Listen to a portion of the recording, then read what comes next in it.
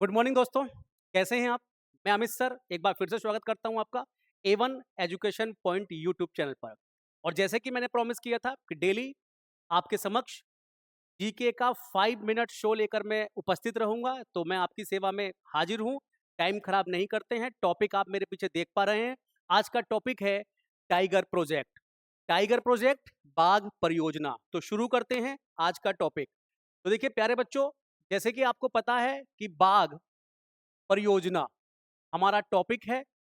और ये जो बाघ परियोजना है, इसका मतलब है बाघों का संरक्षण करना। जी हाँ बच्चों, बाघों का संरक्षण, बाघों को बचाना। और बाघों का संरक्षण या बाघों को बचाना मतलब टाइगर को बचाना, क्योंकि बाघ को इंग्लिश में क्या कहते हैं हम? टाइगर। और प्यारे बच्चों, आपको पता होना चाहिए टाइगर यानी बाघ भारत का राष्ट्रीय पशु भी है। अभी चर्चा करेंगे। तो सबसे पहले बात आती है कि इस कॉन्सेप्ट की, बाघ परियोजना की शुरुआत कहां से होती है। तो प्यारे बच्चों, इसकी अगर बैकग्राउंड में हम जाएं, इसके इतिहास में हम जाएं, तो हमें एक सम्मेलन पता होना चाहिए जिसका नाम है स्टॉकहोम सम्मेलन। क्या नाम है इसका? स्टॉकहोम सम्मेलन। ये सम्मेलन स्वीडन में हुआ था। कहां हुआ था? स्वीडन में। और कब हुआ था? 1972 में हुआ था। 1972 में स्वीडन में स्टॉकहोम सम्मेलन हुआ था। इस सम्मेलन की विशेषता बता दूं मैं आपको। विश्व का पहला, विश्व का पहला पर्यावरण पर होने वाला सम्मेलन था। समझे? ये विश्व का पहला पर्यावरण पर होने वाला सम्मेलन था। इंपोर्टेंट है। इस सम्मेलन में विश्व के तमाम देशों ने भाग लिया था। और इस सम्मेलन में कुछ निर्णय लिए गए थे। उन निर्णयों को मैं बता दूं जल्दी से। पहला निर्णय लिया गया था कि ये सम्मेलन 5 जून को स्टार्ट हुआ था।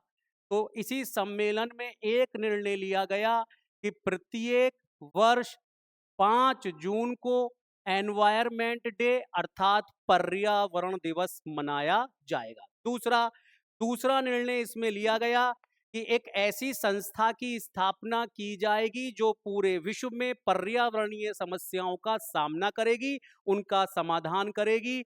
तो UNEP, united nation environment programme, संयुक्त राष्ट्र पर्यावरण कार्यक्रम की स्थापना भी की गई।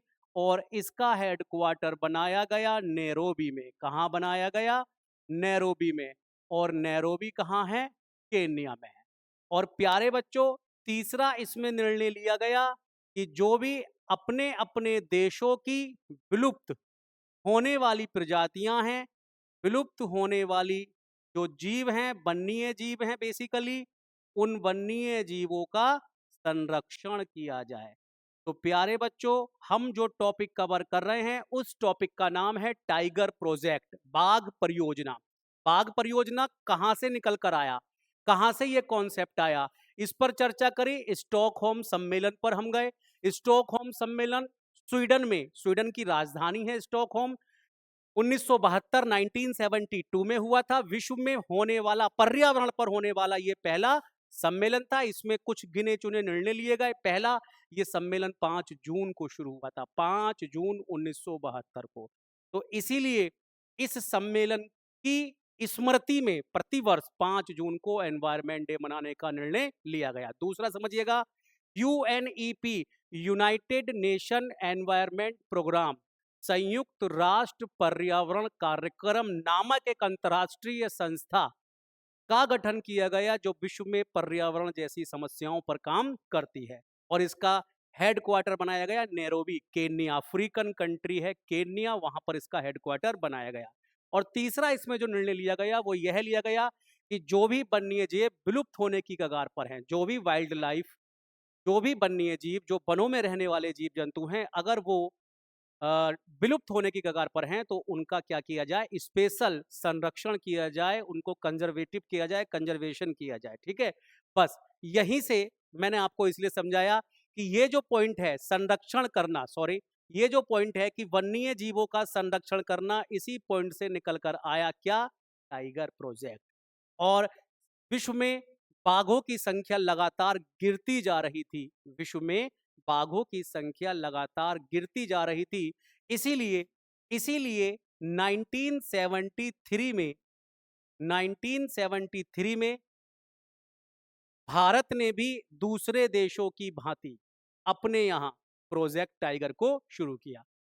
तो टाइगर प्रोजेक्ट का प्रारंभ टाइगर प्रोजेक्ट का प्रारंभ भारत में कब से होता है? 1973। प्यारे बच्चों, बहुत ही इंपॉर्टेंट डेट और सन है ये, इस सन को आपको याद रखना होगा।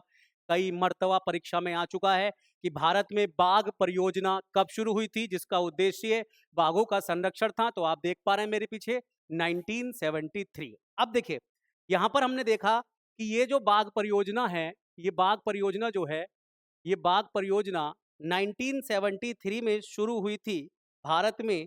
1973 में जो ये शुरू हुई थी, तो आप क्या देखेंगे कि इसमें एक व्यक्ति का नाम आप देखेंगे कि जब भारत में 1973 में टाइगर प्रोजेक्ट शुरू किया गया था, तो इसके जो निदेशक हैं, इसके जो डायरेक्टर हैं, पहले 1973 की बात बच्चों मैं कर रहा हूं, इस प्रोजेक्ट के जो डायरेक्टर बनाए गए थे, वो बनाए गए थे कैलाश सांखला। क्या नाम है? कैलाश सांखला। और ये नाम जिनको पता है बहुत अच्छी बात है, जिनको नहीं पता है याद कर लीजिएगा, याद रख लीजिएगा। इनको टाइगर मैन ऑफ इंडिया कहा जाता है। क्या कहा जाता है इनको? Tiger man of India. Tiger man of India कहने का इनको जो उद्देश्य है, वो सिर्फ इतना सा है कि इन्हीं के बनाए गए प्रारूपों पर टाइगर प्रोजेक्ट शुरू हुआ था 1973 में, और हमने भारत में कई बाघों की संख्या में वृद्धि की थी। ठीक है, तो इसीलिए कैलाश सांखला को, जो कि प्रोजेक्ट टाइगर के पहले डायरेक्टर थे, उनको टाइगर मैन ऑफ इंडिया कहा जाता है। अब यहां पर सवाल उठता है, अब देखिए यहां पर सवाल उठता है कि टाइगर प्रोजेक्ट के अंतर्गत क्या किया जाता है। तो मैं आपको बता देता हूं, जो टाइगर प्रोजेक्ट होता है, उसके अंतर्गत भारत सरकार ने यह निर्णय लिया कि जहां पर भी बाघों की संख्या है, जिस भी जंगली क्षेत्र में बाघों की संख्या है, उस जंगली क्षेत्र को रिजर्व घोषित कर दिया जाएगा। और यहीं से एक कॉन्सेप्ट निकल कर आएगा, टाइगर रिजर्व या बाघ अभ्यारण्य। तो टाइगर रिजर्व में बाघों को बचाने के लिए हमने क्या काम किया है? भारत सरकार ने, हमने बनाए हैं बाघ अभ्यारण्य। बाघ अभ्यारण्य। बाघ अभ्यारण्य को ही आप लोग किस नाम से जानते हैं? टाइगर रिजर्व के नाम से जानते हैं। और इस क्रम में आप देखेंगे कि जो पहला फर्स्ट फर्स्ट बाघ अभ्यारण्य 1973 में बना था Jim Corbett national park. Jim Corbett national park. प्यारे बच्चों समझेंगे, जिम कार्बेट नेशनल पार्क जो कि उत्तराखंड में स्थित है, इसका पहले नाम हैली नेशनल पार्क हुआ करता था। वर्तमान में इसका नाम उत्तराखंड सरकार ने रामगंगा नेशनल पार्क कर दिया गया है। ध्यान से समझेंगे, अब इसका नाम क्या हो गया है? इसी को आप रामगंगा नेशनल पार्क के नाम से जानते हैं। रामगंगा नेशनल पार्क के नाम से आप इसे जानते हैं। रामगंगा इस पार्क के, इस जंगली क्षेत्र के लगभग मिडिल से होकर गुजरती है। इस क्षेत्र में रहने वाले जंगली जानवरों की प्राणदायिनी है, जीवन रेखा है। इसीलिए इस नेशनल पार्क का नाम अब रामगंगा नेशनल पार्क हो गया है। ठीक है प्यारे बच्चों, पहले इसको हैली नेशनल पार्क के नाम से जाना जाता था। तो पहला टाइगर रिजर्व बना है कौन? 1973 में जिम कार्बेट नेशनल पार्क, जो कि रामगंगा में है, रामगंगा नेशनल पार्क के नाम से जाना जाता है, और जो कि उत्तराखंड में अब सवाल उठता है, वर्तमान समय में भारत में वर्तमान समय में वर्तमान समय में भारत में कितने बाघ अभ्यारण्य हैं? तो आपका सवाल होगा कि भारत में टाइगर रिजर्व जो हैं वो 58 है। कितने हैं? 58 है। और ये 2026 के प्रारंभ की मैं बात कर रहा हूं, आज तक की बात कर रहा हूं। आज 23 फरवरी है, आज तक की मैं बात कर रहा हूं कि 58 भारत में टाइगर रिजर्व हैं, जिसमें अगर बात की जाए 58वां टाइगर रिजर्व जो है 58वां टाइगर रिजर्व, 58वां टाइगर रिजर्व ये कौन सा बना है? तो इसका नाम है Madhav national park. Madhav national park, Madhav national park, और ये है मध्य प्रदेश में, और ये बना है 2025 में। सब चीजें आप नोट भी कर लेंगे, वीडियो का स्क्रीनशॉट भी लेने का मैं बीच बीच में हट जाता हूं, मौका दे दे रहा हूं आपको, लेकिन आप पूरी वीडियो अगर आराम से देखेंगे तो एक एक चीज आपको नोट करने का मौका मिल जाएगा। क्योंकि देखिए डेटा ज्यादा देना है, समय कम है, इसलिए थोड़ी सी स्पीड को मेंटेन करके चलना पड़ रहा है। आप बार बार देखेंगे तो आपको सारी चीजें लिखी हुई साफ साफ इसमें दिखाई दे जाएंगी। तो कुल मिलाकर पहला टाइगर रिजर्व था जिम कॉर्बेट नेशनल पार्क। आज तक 2025 लास्ट तक या आज 2026 तक भारत में 58 टाइगर रिजर्व हो चुके हैं, और लेटेस्ट नवीनतम टाइगर रिजर्व कौन सा है? माधव नेशनल पार्क जो है आपका, जो कि मध्य प्रदेश में है। ये क्या है आपका? 58 नंबर का क्या है? टाइगर रिजर्व है। अब देखिए प्यारे बच्चों, हम जो टॉपिक पढ़ रहे थे, हम टॉपिक पढ़ रहे थे टाइगर प्रोजेक्ट का। अब थोड़ी सी इससे रिलेटेड कुछ जानकारी मैं आपको बता दूं। टाइगर प्रोजेक्ट, जिसको आप बाघ परियोजना भी कहते हैं, क्या कहते हैं आप? बाघ परियोजना। बाघ परियोजना में मैंने आपको बताया हमें बाघ को बचाना है। किसको बचाना है? हमें बाघ को बचाना है। और प्यारे बच्चों, बाघ जो है भारत का राष्ट्रीय पशु है। बाघ भारत का राष्ट्रीय पशु है, इसीलिए जिसको आप बंगाल टाइगर भी बोल देते हैं। और इसको राष्ट्रीय पशु का दर्जा भी 1973 में दिया गया था, जब हमने इसको बचाने के लिए टाइगर प्रोजेक्ट शुरू किया था। ठीक है। और इससे पहले अब सवाल उठता है कि जब 1973 में बाघ परियोजना शुरू की गई थी, तो बाघ को हमने भारत का राष्ट्रीय पशु घोषित कर दिया गया। तो 1973 से पहले, 1973 से पहले भारत का राष्ट्रीय पशु जो होता था बच्चों, वो कौन होता था? शेर होता था। ध्यान रखेंगे, कौन होता था? शेर। और अब आज 1973 के बाद जो भारत का राष्ट्रीय पशु है वो कौन है? वो है आपका बाघ। यहां पर मैं एक चीज और बता दूं आपको, जो बहुत इंपॉर्टेंट आपके लिए डेटा रहने वाला है। अंतर्राष्ट्रीय बाघ दिवस, अंतर्राष्ट्रीय बाघ दिवस, अंतर्राष्ट्रीय बाघ दिवस बच्चों प्रतिवर्ष 29 जुलाई को मनाया जाता है। अंतर्राष्ट्रीय बाघ दिवस प्रतिवर्ष 29 जुलाई को मनाया जाता है। क्यों मनाया जाता है? क्योंकि 2010 में, मैं आपको बता दूं यहां पर, क्योंकि 2010 में रूस में एक स्थान है सेंट पीटर्सबर्ग। 2010 में, इसको समझिएगा, इसके मनाने की वजह क्या है? 29 जुलाई 29 जुलाई 2010, 29 जुलाई 2010 में सेंट पीटर्सबर्ग, जगह का नाम है सेंट पीटर्सबर्ग। और ये जो सेंट पीटर्सबर्ग है ये कहाँ पड़ेगा? ये रूस में पड़ेगा। इस सेंट पीटर्सबर्ग में आपका हुआ था विश्व बाघ सम्मेलन। विश्व बाघ सम्मेलन, विश्व बाघ सम्मेलन हुआ था। वर्ल्ड टाइगर समिट हुई थी।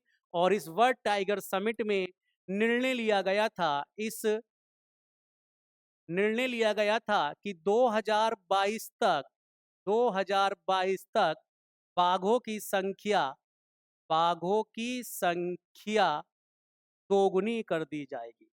कितनी करनी होगी? दोगुनी करनी होगी। और इस पहल को जो नाम दिया गया था, इस कॉन्सेप्ट को जो नाम दिया गया था, आप समझिएगा, इस निर्णय, जो ये निर्णय लिया गया, इसी निर्णय को T*2 पहल कहा जाता है। प्यारे बच्चों, बहुत ही इंपॉर्टेंट पॉइंट है, आपको बताना होगा। T फॉर टाइगर, गुणा 2, टाइगर को दुगना करना है। T*2 इनिशिएटिव, T*2 पहल कब शुरू हुई थी? तो T*2 पहल जो शुरू हुई है वो 2010 में हुई है। ऐसे भी सवाल आ सकता है कि T*2 इनिशिएटिव किससे संबंधित है? तो आप कहेंगे बाघों की संख्या को दोगुना करने से। ये पहल किस जगह से शुरू की गई थी? सेंट पीटर्सबर्ग में जब विश्व बाघ सम्मेलन हुआ था, तब इस पहल को शुरू किया गया था। और इस दिन को ही यादगार करने के लिए 29 जुलाई को विश्व बाघ दिवस के रूप में मनाया जाता है। इस बात को ध्यान कर लेंगे। बहुत सारे साथी मुझसे ऐसे भी जुड़े हुए होंगे, बहुत सारे साथी ऐसे भी जुड़े हुए होंगे जो उत्तर प्रदेश के लिए काम कर रहे होंगे, उत्तर प्रदेश की परीक्षा देने के लिए तैयारी कर रहे होंगे।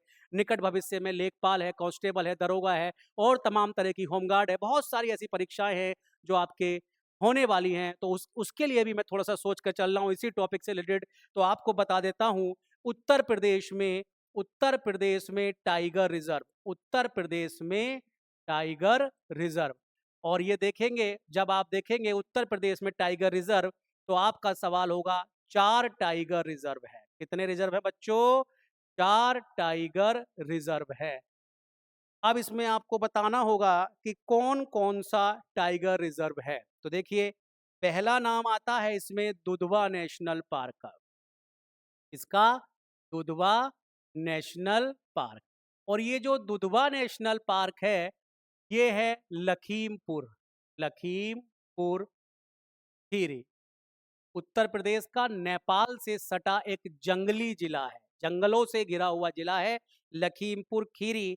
1987 में 1987 में इसको टाइगर रिजर्व का दर्जा दिया गया था। दूसरा है अमानगढ़, अमानगढ़, अमानगढ़, अमानगढ़, अमानगढ़ जो है ये आपका बिजनौर डिस्ट्रिक्ट में पड़ेगा, बिजनौर डिस्ट्रिक्ट में पड़ेगा।